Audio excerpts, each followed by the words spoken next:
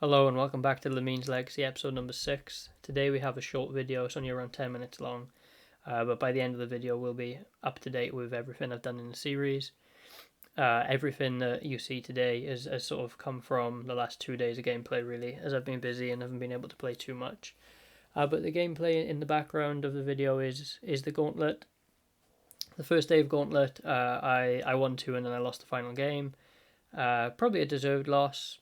Probably shouldn't be losing in Gauntlet, to be honest. It should be really simple to go 3-0 every single day. But yeah, I did lose that game. Conceded 2 goals in like 10 minutes just from terrible defending and slow start, and constantly played catch up. But that meant that I didn't get Kudus on day 1, and I was only left with 2 wins, which you need 6 to complete the objective. So then the day after I played again, I got my 3 wins. And then this morning with Champs Awards, because I'm recording this Thursday afternoon after I finished work, I completed the final game to get the rewards. It's cool to get Kudus. It's nice to collect cards, especially when not everyone's going to get them, although I'd be very shocked if most, I'm going to say Division 5 players, once everything's settled, can't unlock a card like that. It's not going to be too difficult. I played, obviously, Gauntlet on my account. I boosted one more account, and that was fine. That was 3-0 first time. And yeah, I don't think Gauntlets are going to be, at least three game Gauntlets are going to be too tricky, I think, to be honest. When they maybe increase to 5 or even more, then it will start to get a bit more interesting, really. As I said, sort of this is Gauntlet gameplay. The 3 teams I used 4-5-1 as my main team formation, and I used 4-4-1-1 for the other 2 teams. The only difference being, instead of having 3 centre mids, you have 2 with the cam. And in this gameplay, you'll see the teams that I'm using. I think I used 1 lone player in Tajani Rangers, because I just didn't have Prem centre mids and I wanted cam. I didn't really feel like there was a need to go out and buy players for the Gauntlet. I mean, you can if you want to give yourself a better chance, but I don't. I feel like there's enough low tier meta in the game to make teams that are gonna get you wins anyway. But yeah, Gauntlet was interesting first time around. Interested to play more of them. Didn't make me. So prior to the game releasing, I did think that maybe in Gauntlet, or Gauntlet would make me want to keep cards in my club. I don't really think so, if I'm being honest. At least this one didn't make me think I'm glad I kept this card, or I'm glad that I have this card in the club. And I don't know if I've shown the actual submission of the Hero SBC, but I did use cards in that SBC that I used in the Gauntlet. All Black is an example. But yeah, interesting experience. Let me know in the comments how you got on, if you unlocked Kudus. If you didn't, then you can also shoot me a DM if you want your games played in future Gauntlets, because I'm more than happy to do them, and I don't charge a ridiculous price like you'll see most companies do online. But yeah, that's all really from a Gauntlet perspective.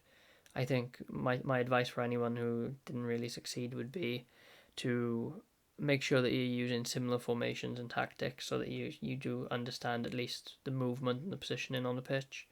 It is a great help, rather than like using 4-4-2, then all of a sudden you're in a 4-1-2-1-2, then all of a sudden you're playing like 4-5-1 or whatever. I think try and keep consistent, and formations are very, very similar. But yeah, you can see in the gameplay as we transition through 2 easy games and 1 hard game, and that was my experience across all 3 gauntlets.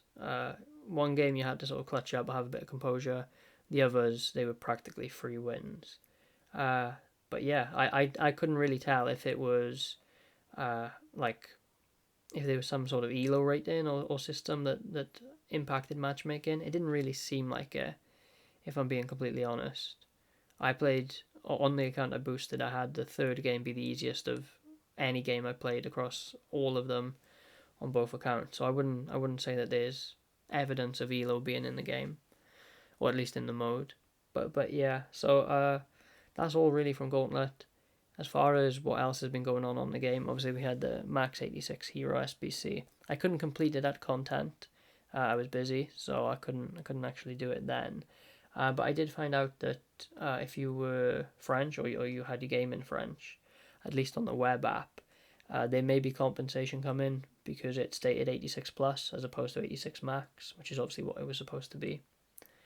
By the time I found out and could actually go to do the SBC, it was already fixed by EA. So no compensation on my account, but always whenever they release SBCs, whenever they release store packs, history has shown us that they are prone to a mistake, and it doesn't look like that's going to be much different this year, as we score a lovely goal with Yamal in the gameplay.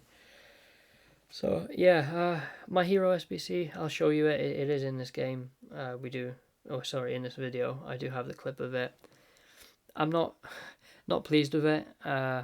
It's certainly better than what a lot of people get, but based on what my account is about and how my account is run, the card becomes unusable as a result, which, for those of you that are currently thinking, what is he off about, you'll see later on. But yeah, the card that I got didn't do nothing for me, but it's always worth a gamble, especially as a up-and-coming content creator. Those types of videos are watched on shorts, like YouTube Shorts, or short-form content like TikTok, so I was always going to do the content. But yeah, that's Gauntlet over. Gauntlet gameplay over. The rest of the clips now should be pack openings. So what you're seeing on the screen is Division 3 Rivals rewards. Have 3 player picks, 1 81 plus, 2 83 pluses. I mean, it wasn't too bad to get rewards this week, because I think I came from very close to Division 4 into just arriving in Division 3. So it wasn't like it took me a long time to get the points, but what a waste of time. And don't get me wrong, rewards are like this every year. You either get lucky or you don't, and that won't change. But yeah, just I made nothing out of my rewards this week, and I do wonder if that's gonna lead people to essentially sandbag their divisions. You would have, if you did watch episode number 5, or you watch other big creators with established audiences like Nepenthez, you probably heard people talking about the state of the game in the higher divisions, and how unappealing and frustrating it is because of the way in which you defend.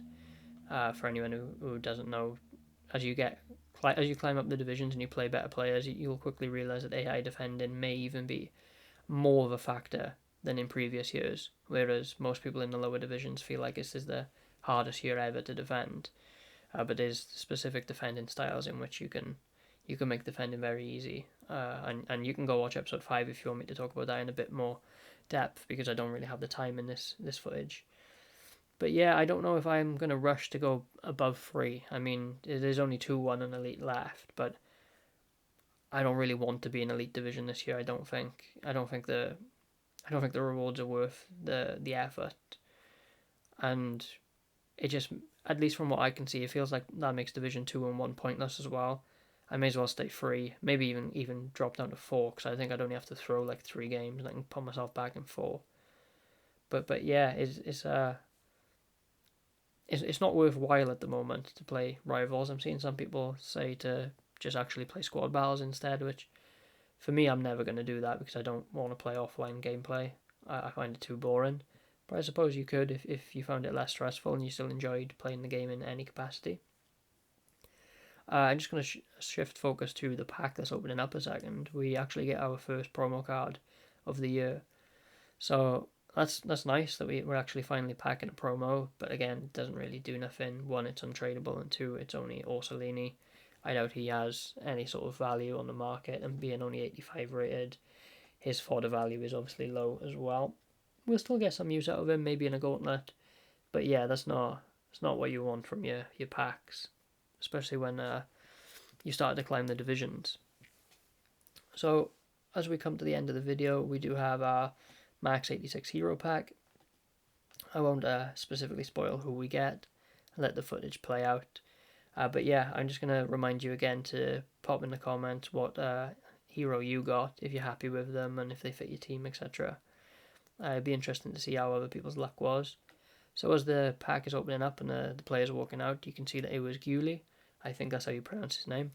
But I literally said before I opened the video, I didn't want a right mid, because Lamine's legacy is all about Lamine Yamal that only plays right mid.